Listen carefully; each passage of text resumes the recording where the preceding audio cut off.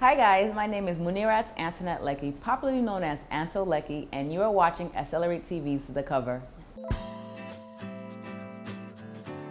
Well, anyone that lives on the African continent knows that Big Brother is the biggest entertainment platform in Africa, plain and simple. People from all over Africa watch Big Brother Naija, our small little country here. But I have fans in South Africa, Namibia, places that I don't even know if I'll reach in my lifetime.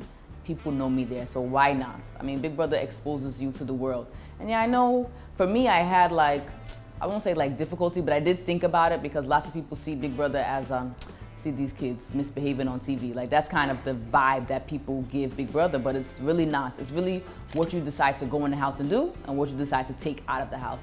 Me, I was a professional. Before I went to the house, I was managing an office of 15 people, so I wasn't gonna go there and be doing, bad kid things or something like that. So I think for me, I just needed the platform that would take me to that next level, new level things, yeah.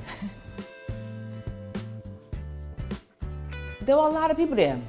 I was number 2,000 something. I went on the Sunday. It's usually 2 days. I went on the last day and I was people would have auditioned, Saturday, let me come on Sunday. And the queue was still long. I got there 9 a.m. and the queue was still up and around. So I just waited my turn and it wasn't too bad. It's basically simple, just like a job interview. Who are you? Why you? You sell yourself. I'm used to selling, I'm used to talking about myself, being able to tell the world who I am. So it was easy and I made it. I was myself. I think, especially now that we're doing our reunion, everyone's like, this one was this one was that. I think people don't realize is that it's a game. People forget that, yes, it's reality TV, but it is a game. So you're trying your best to win the game. So I think as humans, we all have our different selves. We behave one way with our parents, and then we behave with our padis a different way. So I don't think just because you may have been acting one way one time means that's not your real self. It's just, at times you know how to code or bend or, I think as humans, at times we know how to react to the situation that we're in. So I was my real self. I wasn't all of my real selves, but I was my real self in the house. Who irritated me the most in the house? Big Brother. Big Brother that Big show? Brother, yes. The voice, the being. So you're watching it, before you watch the show and you're entertained by it. You're just these people, I can go there, I can do this is easy. But it's not until you're in the house and you realize it's madness. It is a madness. Imagine you just minding your business and a loud voice comes out of nowhere telling you to stop what you're doing. It's actual madness. So people are expecting you to say this person annoyed me or this. Nah, we were all reacting to not having our phones, being around people we didn't know. When you're upset, you don't have an outlet. You have to continue to look at the mofo that's pissing you off. So it is Big Brother forcing us to do things we probably wouldn't have done outside of the house.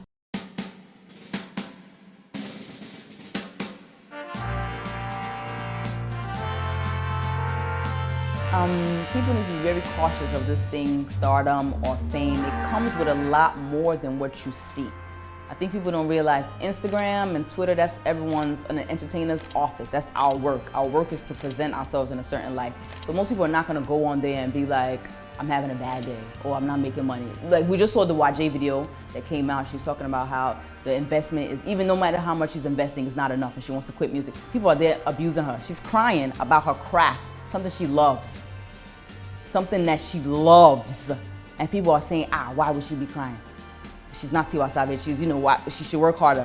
What does that mean? So you just imagine you're telling people you love something and it's not going well for you and they're telling you should work harder. Which kind of rubbish is that? Let's be frank, in Nigeria, most people are not getting the money they deserve. Let's put it out there. Let's be for real. Bankers are making 40K. Yeah. But they're counting people's money. So even entertainment, we're giving people something that they love. We're literally giving of ourselves. Some people, especially people's music, is coming from personal experiences. You telling the world your business and you can't even bank on it. It is unfortunate. Let's be honest, half of these people who are putting out so much content is not just because they love it. It's because they need to keep putting things out so they can keep making money. Making enough money. Nollywood is excellent. Everyone loves Nollywood because we have 10,000 movies out. One actor should not have to act 100 movies in a year. When's the last time Halle Berry acted in a movie? And I'm sure she's chilling. I'm sure she's okay. That one movie she made $20 million in, she don't have to act ever again. Yeah, I do. I definitely do. I think, especially because there's no structure, so everyone has their own wage. Everyone has their own rates. Oh, for one hour of performing, I'll charge you 1M, or I'll charge you $350. Everyone has their different range. So people are like, if I don't want to spend 1M, I'll go to the person who will collect $350 now. Instead of just encouraging someone's craft. Everyone is different. Everyone's not going to be fine taking the same rate. So when you're trying to build your brand, people are like, I'm giving you an opportunity now. Come and do this thing. You don't know how many hours the person is putting in the studio, or putting in acting school, or putting even in the mirror, learning their craft. You have no idea. So if someone is saying, my value is this, understand it. If you can't afford it, that's fine. Go away. But don't try and make me feel like I don't deserve what I'm saying I deserve. No, that one doesn't work.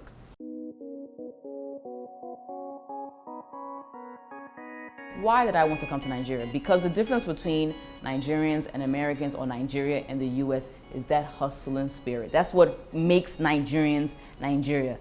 The fact that people wake up in darkness and still can leave their house to hustle is something most people on this earth can't even imagine, talk less of doing. More than half of Nigeria is broke. And when I say broke, I mean zero. And they still get up and find a way to go somewhere. It's amazing. It is miraculous. It is. Nigerians are the poster children for an amazing character. Forget about our madness. Talk about us from the basic. We do things that most people can't do. People will just be at home crying. Just get on with it. And we just get on with it, which is a good and a bad thing. Because we know how to work in madness, so many people are not striving for better. And that is the issue.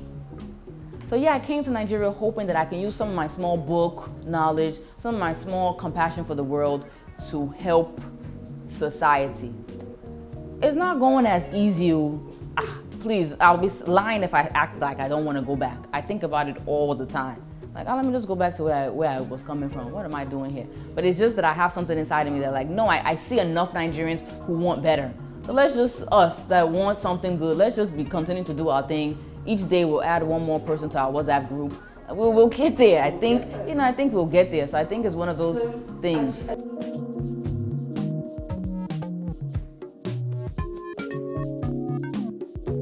I think it was a basic thing. Are you proud being a Nigerian?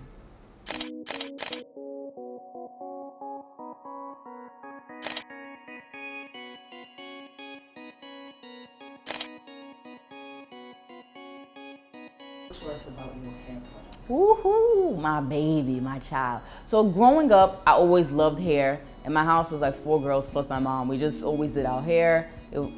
Back then I was relaxed. Relaxers, braids, weaves, the whole thing. We just did hair. So I always had long hair. So even my friends were like, oh, you have long hair. Oh, I want long hair. I don't know what brainwashes us to all thinking that long hair is it, but we all wanted long hair. There was a time my mother cut my hair. I was crying, I don't have hair anymore. Just hair is just something that's always been in my life. I always, exactly. I don't know, it is what it is. Some people, bald is fine. There's plenty of bad bitches that is bald, but we love hair. But I didn't really realize the importance of hair care until my hair started to break off. And the fact that it's more than just the products or the style, it's actually your lifestyle that affects your hair. So I was in my second year of university, stressing out. I wasn't doing so well in school. Guys were worrying my head. The whole thing, and my hair started to break off. I'm like, yo, this long hair is no longer here. Like, what happened? So that's when I actually became more invested in actually learning about hair and taking care of my hair. And luckily there was a hair school not too far from my university. So that's where I used to go to get my hair done. One, it was cheaper, and two, the teachers around would be teaching their students, and I would also be listening extra. So I was like, this hair thing, this is me. I love it. I know for sure one day in life I either want to have hair products or a hair salon. It's something that I just knew I always wanted to do. So at first I started doing my own formulations, researching different oils and products and how best to do things. And then everyone was doing the natural thing. So I was like, okay, let me try it. I tried it first, and I went right back to a relaxer. Then I ended up trying it again. And ever since then, it's been 7 years, and I'm still, holding on. So I think a lot of people love before people used to say, oh, your hair was so nice. I just knew I had hair. It really wasn't, I liked hair, I liked hairstyles, but I didn't really realize that people have different hair types and different hair struggles. So it was the more of trying different things and learning more about products that I was like, oh, this is something I really want to do. So of course, now that I had the Big Brother platform, I was able to launch my entrepreneurial self.